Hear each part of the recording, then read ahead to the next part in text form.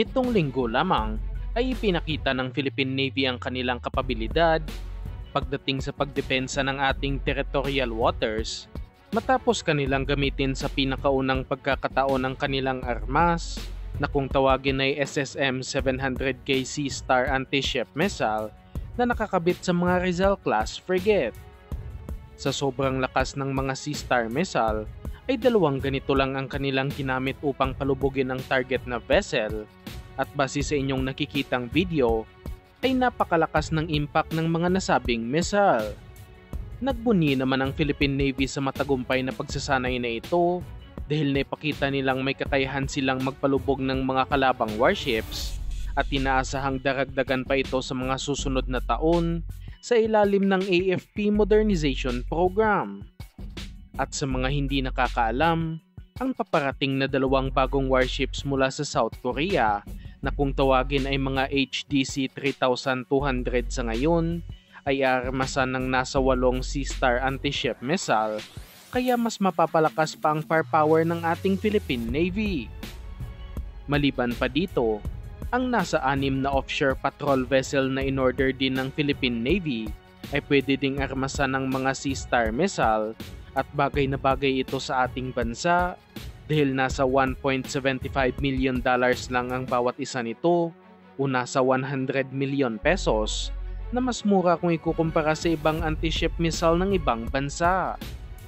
At sa ginawang target practice sa balikatan, hindi lang din ang mga Sea Star missile ang nagkaroon ng pagkakataon na tamaan ng target, kundi pati na rin ang mga Spike and Loss missile na nakakabit naman sa mga Acero-class fast attack craft na nabili ng Pilipinas mula sa bansang Israel. Sa inyong nakikitang video, ito ang impact ng mga Spike and Loss missile sa target na vessel, kaya kahit na di hamak na mas maliit ito, ay kayang-kaya nitong magbigay ng malakasang pinsala sa kalaban at bawat isa nito ay nagkakahalaga lamang ng nasa $200,000 o katumbas ng halagang nasa 12 million pesos. Hindi man ito kayang palubugin ang isang warship, ay paniguradong kayang-kaya nito i-disable ang target kapag maramihan ang ititira na missile sa kalaban at bawat isang Acero class ay kayang magdala ng 8 Spike and Loss missiles. May range ang mga missile na ito ng nasa 32 kilometers at dinidevelop pa ito sa ngayon ng Israel upang mas mapahaba pa ang range ng mga missiles at handa nilang ibenta ito para sa ating hukbong sindatahan. Ngunit dahil ilan lang din lamang ang ating mga warships, pati na rin mga fast attack crafts, ay hindi nito kayang bantayan ang ating teritoryo at paniguradong may makakalusot na mga kalabang pwersa sa ating Navy at makadaong mismo sa kalupaan ng Pilipinas.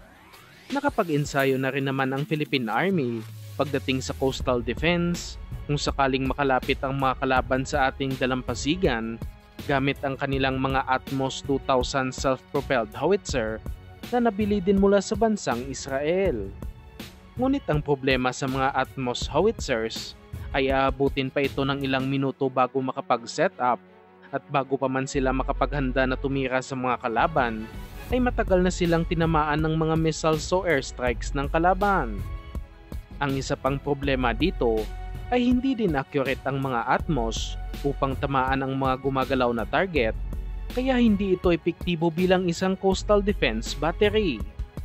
Ang kinakailangan ng Pilipinas para sa ating coastal defense ay ang mga land-based na Spike and Loss 6th generation missile na may range na aabot sa 50 kilometers na kayang-kaya tamaan ng kahit anumang papalapit na kalaban. Kung ang Atmos ay aabutin ng lagpas 1 minuto bago makapag-set up, ang mga land-based na Spike and Loss naman ay ilang segundo lamang ang kinakailangan upang makapag-lock-in sa kalaban at kayang-kaya nito wasakin mapa-amphibious armored vehicles man na kalimitang ginagamit sa amphibious assault operation, mga landing craft, at pati na rin mga aircraft kagaya na lang ng mga helicopter. Mabilis din ito makakatakbo kapag na-detect ng kalaban, kaya magandang bilhin talaga ito ng Pilipinas.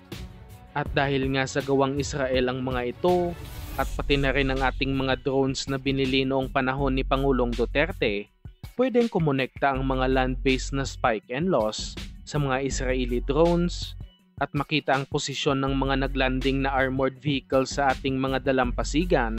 at matamaan ito kahit na malayo ang lokasyon ng mga missile batteries. Magandang opsyon ito para sa ating coastal defense habang hindi pa nakakabili ang army ng mga HIMARS dahil alam naman nating napakamahal ng mga assets na ito at bawat isang guided rocket ng HIMARS ay nagkakahalaga ng nasa $434,000 o katumbas ng nasa halos 25 million pesos.